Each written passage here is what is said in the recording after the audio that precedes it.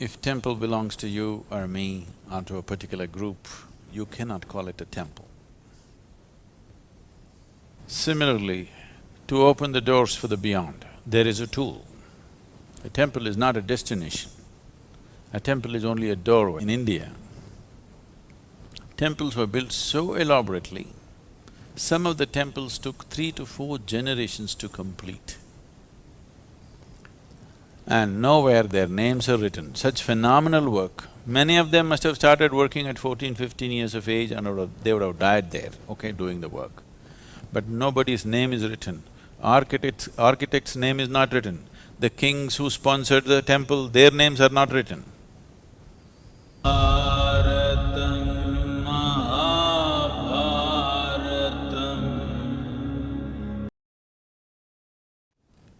What is a temple? Let's understand this.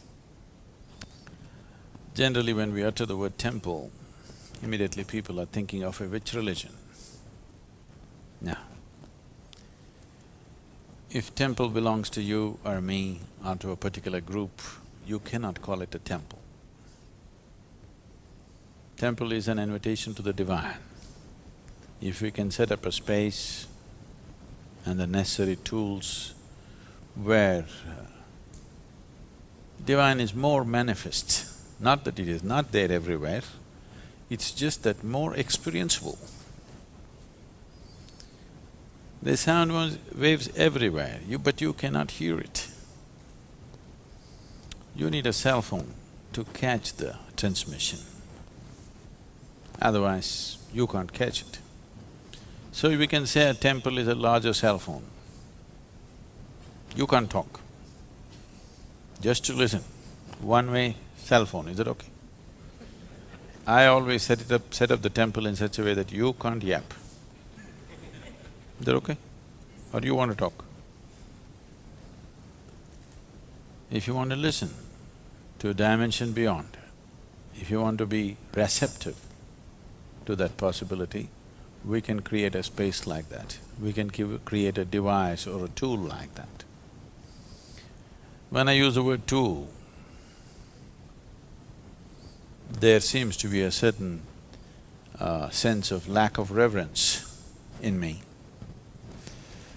But I particularly use the word tool. When I refer to the Dhyana Linga as a tool, people feel offended. Sadhguru, don't say that.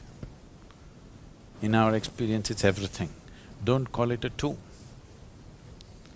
I say it's a tool. Because the word tool means that which works. It is not a piece of art that you can just appreciate. It's a tool because it works. There's just one screw in the door, if I ask you to unscrew it with your hands, can you do it? But if I give you a screwdriver, you can do that, isn't it? Similarly, to open the doors for the beyond, there is a tool. With your own hands, if you try to unscrew that simple screw in the door, all your 10 nails will go, but still it'll not come. Yes? You can try with your teeth. You know, people do. When they have no tools, they'll try their hands, if it doesn't work, don't you do? You may lose your teeth, still it may not come.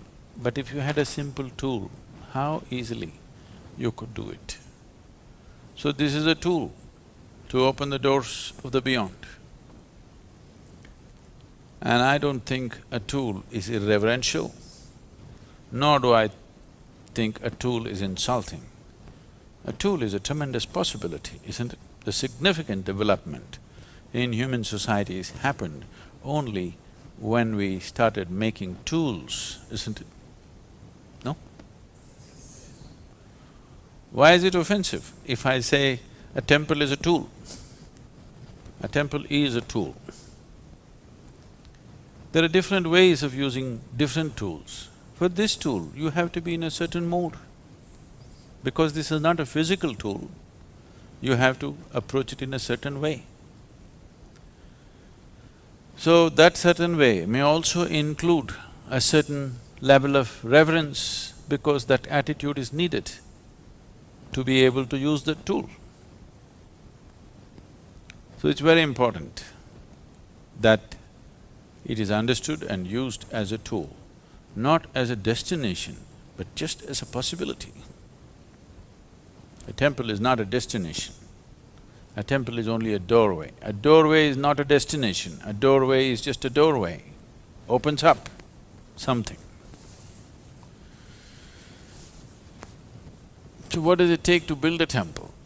Of course, we need some stone and many other material, but what does it take within a human being to build a temple? Why I'm telling you all this is I'm trying to discourage you.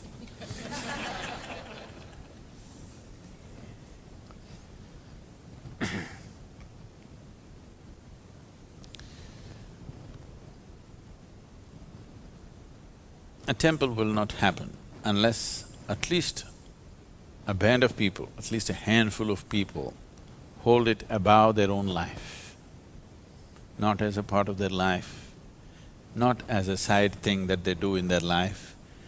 Temple building is not a hobby or a profession. You have to see it as something beyond your life, more important than your life. You must understand, at least in the East, in India, temples were built so elaborately, some of the temples took 3 to 4 generations to complete. For example, the Kailash temple in Ajanta, Ellora, in the Ajanta area in Maharashtra. There are many in Tamil Nadu. This temple was carved out of the rock. They did not build it. A huge mountain of a rock, they carved the temple into it. 3 floors, all carved out. They must have removed hundreds of tons of stone, probably thousands of tons of stone, because all the empty space that you see in the temple has been carved out.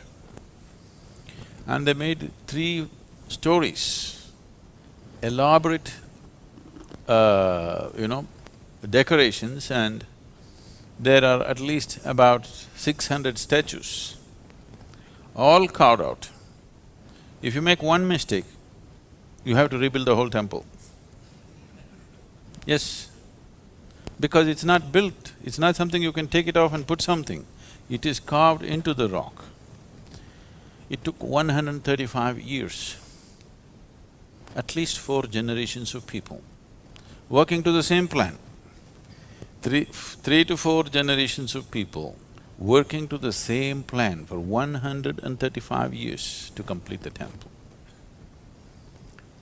And nowhere their names are written. Such phenomenal work. Many of them must have started working at 14, 15 years of age and they would have died there, okay, doing the work. But nobody's name is written. Architect's name is not written. The kings who sponsored the temple, their names are not written. That's a temple, understand? It's not a place for us to leave a footprint of who we are. A very beautiful story. There was an old man. There was a man. Men get old. Slowly. He had 2 sons. Father and 2 sons worked hard, built a big farm, they became prosperous. Then for the old man, time to die came. When he was going away, he told his 2 sons, whatever comes out of this land, both of you should share equally, and you must always keep it up. At no point there should be any dispute between the 2 of you. They agreed in front of their father and they kept to it. I'm saying, not dividing the land.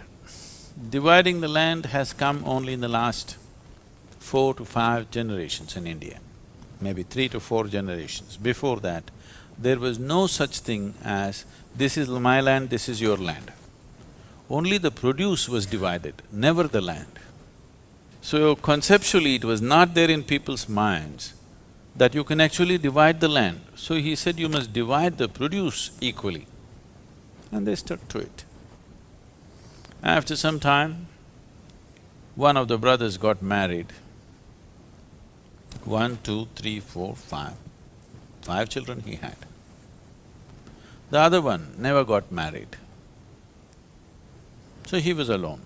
But still the crop was shared 50-50, because those are the father's words, you can't change it, that's his wish. So the brother who was married and had 5 children, one day a worm entered into his mind. You know, sometimes worms get into your mind. A worm entered his mind, and then a thought arose, and he thought, I have a wife and 5 children, I get 50%. My brother is alone by himself and he gets 50%. When I grow old, my sons will grow up, 5 of them. They will tame more land, we will become more prosperous and we will have much more. But my brother is alone. When he gets old, he will have only 50% of what we have now. This is not fair. But he is so proud, if I try to give him little more, he will not take it. If I try to share my produce from the new lands that my sons have broken, he will not take it. Only from the father's land, he will take 50%. So what to do? So in the night, when everybody is asleep, he carries a bag of grain and takes it and puts it into his brother's store. So that unknowingly, he's donating to his brother.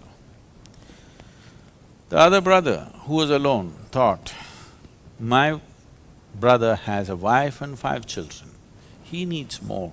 I'm just alone, what will I do with all this? But if I try to offer anything, he will not take.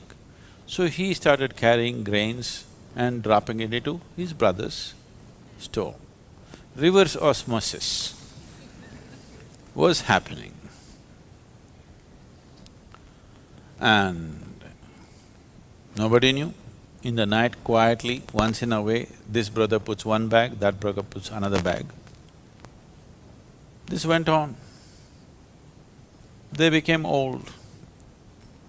One day, 2 old men were carrying sacks of grain in the night, and they came and they faced each other. Both of them realized what's been happening. But they looked away and continued their journey, put the sacks and went back. Then they died after some time. The townsfolk were wanting to build a temple. They were looking for a site, they went to many places. After much looking, they decided to build a temple where these 2 brothers met on that night. They looked at each other and suddenly they were so embarrassed of their own generosity, they looked the other way and continued their job. They thought this is the best place to build a temple. Because that's what a temple means, that looking beyond yourself. If that is not there, there is no temple.